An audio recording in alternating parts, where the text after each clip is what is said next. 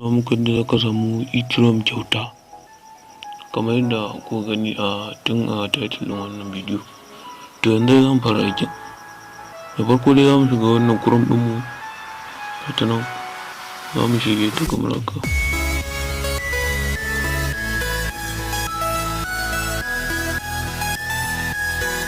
To already dama ni kawai zan yi copy ɗin link ɗin wanda na yi, zan yi pass ɗin link wanda na yi copy ɗin shi.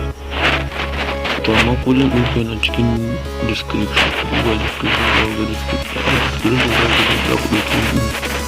Amma ni yanzu zan yi copy ɗin, zan yi pass ɗin to kamar yanzu ga shi na fito.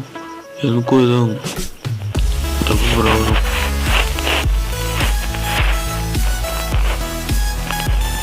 Yau to damu da ka shiga ko yana wanda suke bukata daga nan an sa enter your ethereum address.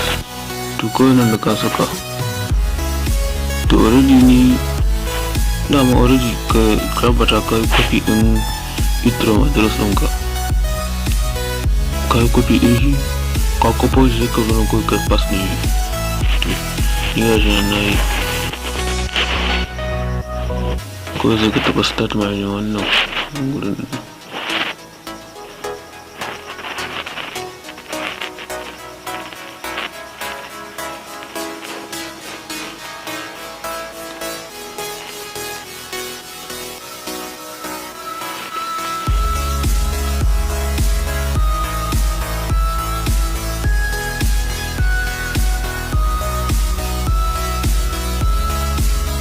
Yawwa kamar yadda kuke gani, to wannan kun ga nan an na tara mana gashi nan, wannan shine balance ɗina. To amma me ba za ku gani, ba za ka iya withdraw ɗin shi ba sai ya kai, ba za mu gani ko gwada.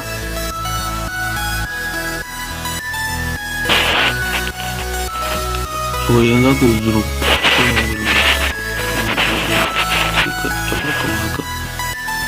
daga nan gurin withdraw profit din nan gurin sai ka taba shi kamar haka.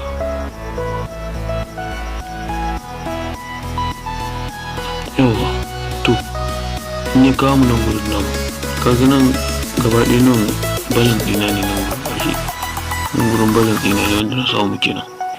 Nan kuma albarka address ɗina ne na ethereum.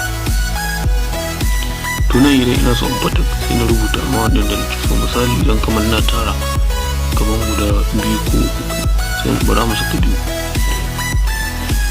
To amma me kaga nan ka duba za ka cewa sun samu notice the minimum withdrawal amount is 0.005.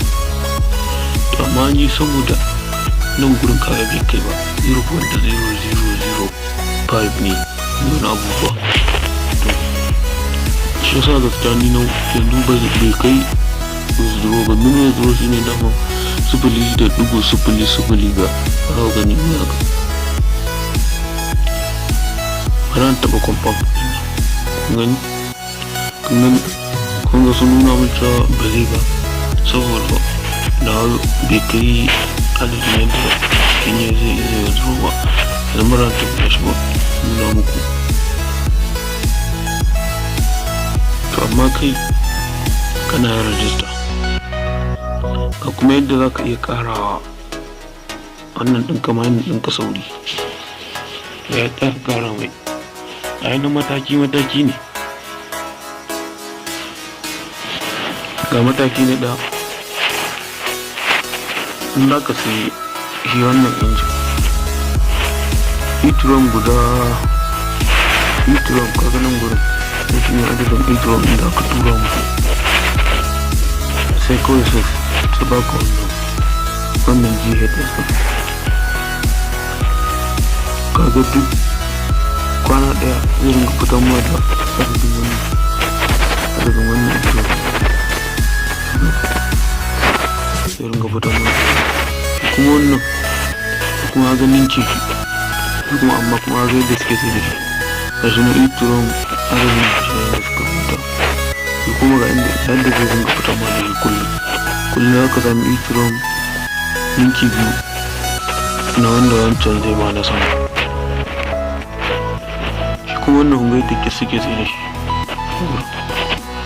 amma shi kuma daily income ma abin da zai dinga samun mana. Sannan kuma ga wannan kunsa ga iya kwanakin da zai yana aiki, shi nan kwana 220 zai yana aiki ko ya gama. Shi ma wannan gashi ne ga iya adadin yadda suka rubuta su ya sayan ma da shi. Ethereum za ka tura mu daily, amma kullum zai ringa samun ma wannan Ethereum. Sannan kuma period ne wato adadin kwanakin da zai mata gashi nan shi ma kwana 220 duk dai ga su nan gaba ɗaya su duk kwana 220 ne duk ga su nan. Sai shi wannan na ƙarshe, shi wannan sai ka tura Ethereum guda biyu, sannan sai ka sai wannan kullum zai ringa fitan ma da rabin Ethereum ɗaya, kwana kuma 220 ne. Amma yanzu bara ku gani, yanzu misali in muna son ku sayi wannan na farko, wannan dubu kasance da mun taɓa nan wasu ne.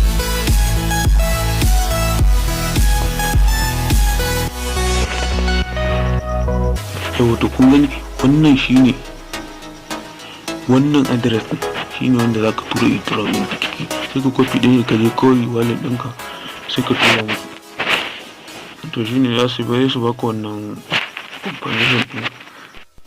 Yawwa mun gode da ziyartar Sadiq Tech, kada ka manta kamar subscribe sannan ka taɓa mana alamar ƙararrawar sanarwa.